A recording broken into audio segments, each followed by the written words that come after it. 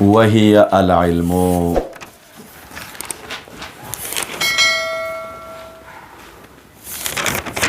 مولوی صاحبانو مخکې عبارت کې مو ویلي چې وله صفاتونه باری تعالی لره څه شی دي؟ صفات.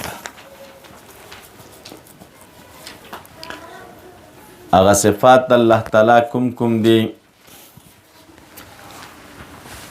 نو د هغې اوس دی راغی تفصیل کوي، وایي درته وهي العلم والقدرة والحياة والسمع والبصر والإرادة والمشية والفعل والتخليق والترزيق والكلام. دا د رب العالمین صفات تی مولوی صاحبانو. شارح راغی د دغه صفاتو تفصیل درته کوي او مبارک فرمایي چې وهي دا علم چاته ویلې کېږي؟ وهي یو ځل وایي دا صفات ازلیه د رب العالمین علم دی. وهي صفتن علک علم خو مذکر دی، د هو ضمیر راجع کول پکار ورته. نو چونکې صفتون رستو مؤنث راوړی او تاسو ویلي چې کله ضمیر دایر شي په مابین د راجع د مرجع کې نو لحاظ د خبر اولاوي د چا نه، نو دلته ځکه هي ویلی دی. دا علم چې دی دا یو صفت دی. څه معنا مولوي صاحبانو؟ دغه صفت کله عالم تراشي نو په سبب د دغه صفت سره دغه عالم انکشاف د معلوم کوي په وخت د تعلق د دغه علم کې د معلوم سره. په وخت د تعلق د چا کې؟ عالم ته چې کله دا صفت د علم راغی نو د دې علم د صفت په وجه دی څه کوي؟ انکشاف د چا کوي مولوي صاحبانو؟ د معلوم کوي. انکشاف د چا کوي؟ د معلوم کوي. او کوم وخت کې؟ په وخت د تعلقي د دغه علم کې د دې معلوم سره. د دې علم تعلقه چې د معلوم سره راغله نو په دې وخت کې دا معلوم راولګي د عالم ته څه شي؟ منکشف، روښانه شي. علم باندې دا کار کېږي.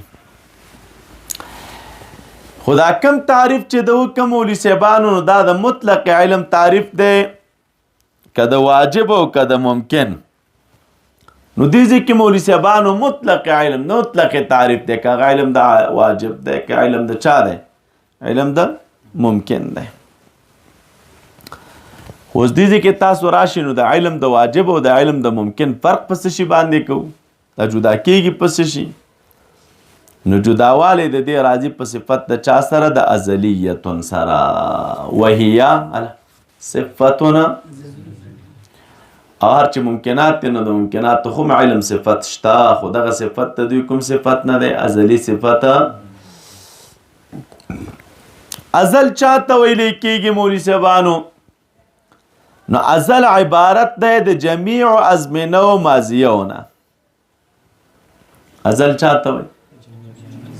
دا د ماضي په اړخ کې چې څومره زمانه اوس موږ تاسو چې دې حال کې یو دې نه مخکې چې څومره زمانې تېرې دي زمانې ته څه شی وایي؟ او ابد چاته وایي؟ ابد عبارت دی د جمیع ازمنه و آتیونه. دا څومره زمانې چې وروستو راځي نو د دې نه تعبیر موږ په چا سره کوو؟ په ابد سره. نو علم د باری تعالی ازلی و ابدي دی، قدیم دی، او علم د بنده ازلی نه دی، یو وخت یو بل وخت نه. دا یو فرق شو. دویم فرق دا دی چې علم د باری تعالی انکشاف تام د معلوم کوي، معلوم کې بالکل خفا نه پرېږدي، او علم د بنده مولوي صاحبانو انکشاف تام نشي کولی.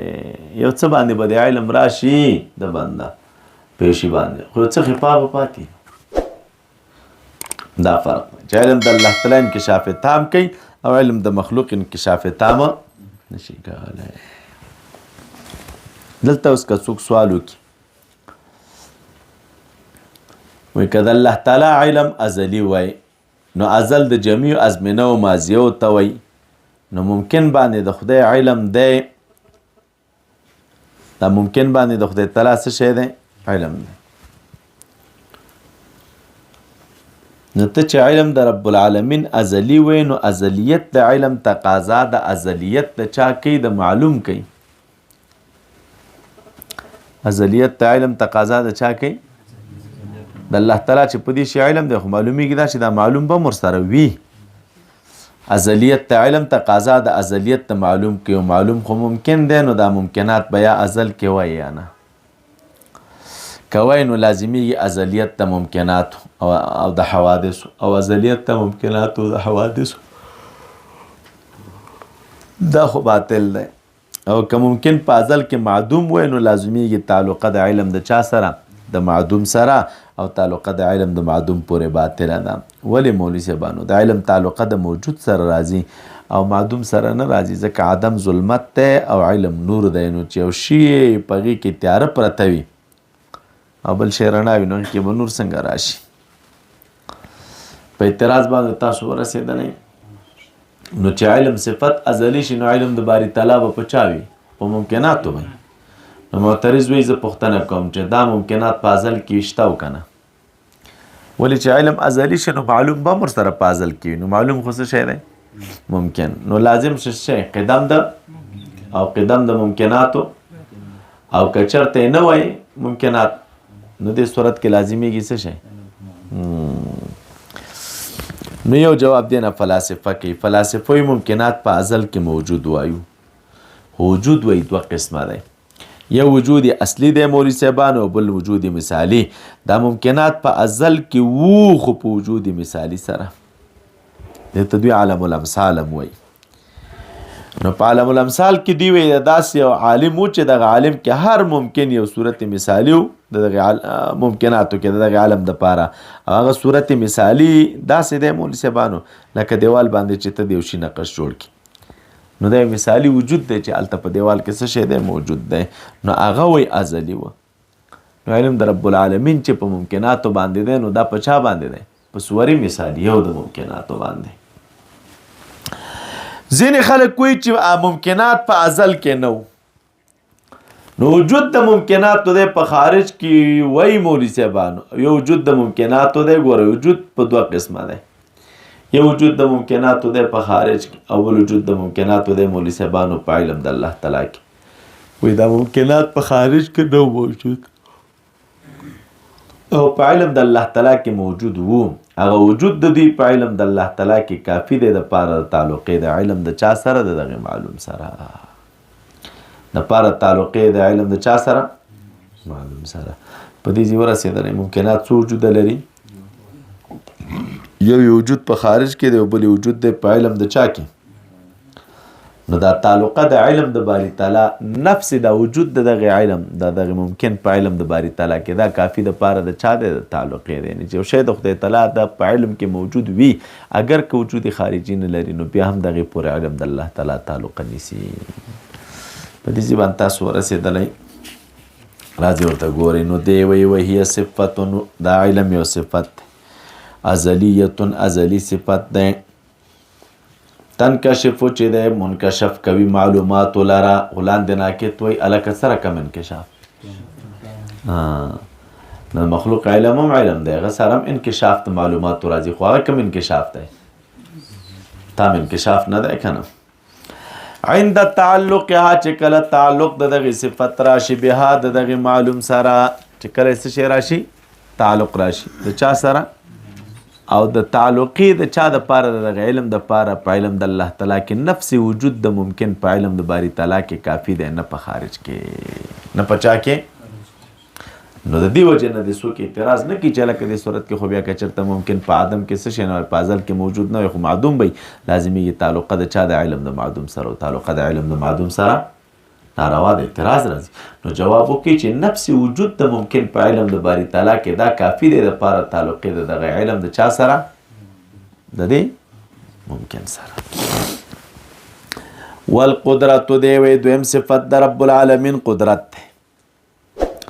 الک قدرت چاته وی وهي صفه ازلیه دا یو ازلی صفت دی چې دا اثر کوي په مقدوراتو کې عند تعلق بها چې کله دغه قدرت تعلق د چا سره راشي د مقدور سره کله چې د قدرت تعلق د مقدور سره راغی نو دا قدرت په دې مقدور کې څه شي کوي تاثیر بل والحیات بل صفت حیات ته حیات چاته وی وهي صفه ازلیه دا یو ازلی صفت دی توجب چې واجبوي صحت علم لرا الکه دا صحت علم د چا د وجه نه دی نو چې حیات نه وي نو علم راتلی شي خو علم چې دی نو د چا د وجه نه دی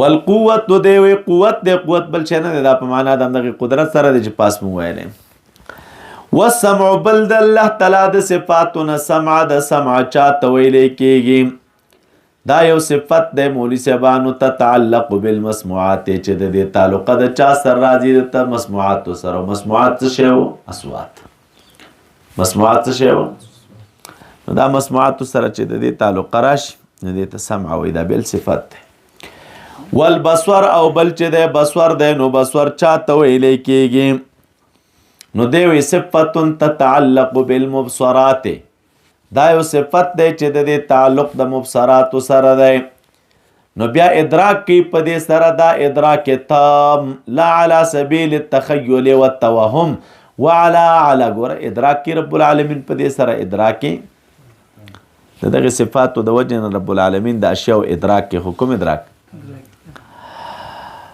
او دا ادراک د دغه اشیاء لا علی سبیل التخیل دا د تخیل په انداز کې نه دی لکه موږ تاسو چې ادراک د توهم په انداز کې نه دی لکه موږ تاسو چې کوو ولا على طریق التاثر حاستنا او دا په دې توسط هم نه دی چې حاسه پکې تاثیر کوي لکه مثلا حاسه د سترګې یا حاسه د غوږ یا وغیره نور حواس چې مخکې موږ تاسو ویلو و اصول هوائنا او مولوی صاحبانو دا په دې طریقه باندې هم نه دی چې هوا را رسیږي نو د څه شي کې ادراک کې لکال ته مخکې موږ تاسو ویل ته هوا محتقنه موجوده د صوت په مثالونو کې ویلو چې کله صوت یو ځای کې را پیدا شي یا سترګې یو ځای ته لاړې شي نو دا هوا د غیزې نه تصویر ځان سره راواخلي شعاوې یا دا هوا راشي غوږونو ته راورسیږي وغیره تفصیل ته مخکې موږ تاسو کړو خو دغه ادراک چې کوو نو دا خو موږ تاسو کوو دا زموږ تاسو د ادراک نمونه د مولوي صاحبانو د رب العالمین ادراک تاسو نه دی سره کم دی بس کیفیت محتاط نه دی معلوم و ایمان په لرو شریعت ثابت کړی دی ورته او په دې ایمان لرو چې رب العالمین مدرک دی ادراک کوي اوریدل کوي لیدل کوي دغه رنګ علم لري سمع لري بصر لري قدرت لري اراده او مشیت لري دا ټول صفات دي د رب العالمین خو لا که صفات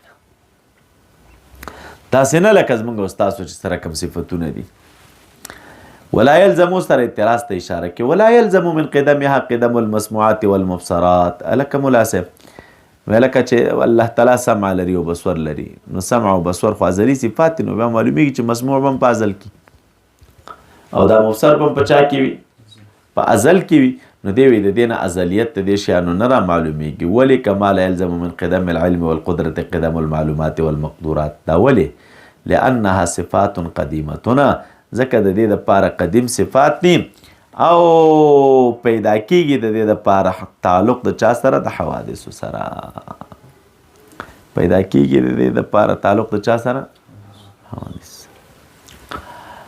نو پاتې شو دا چې دا تعلقه بیا حادثه ده کنه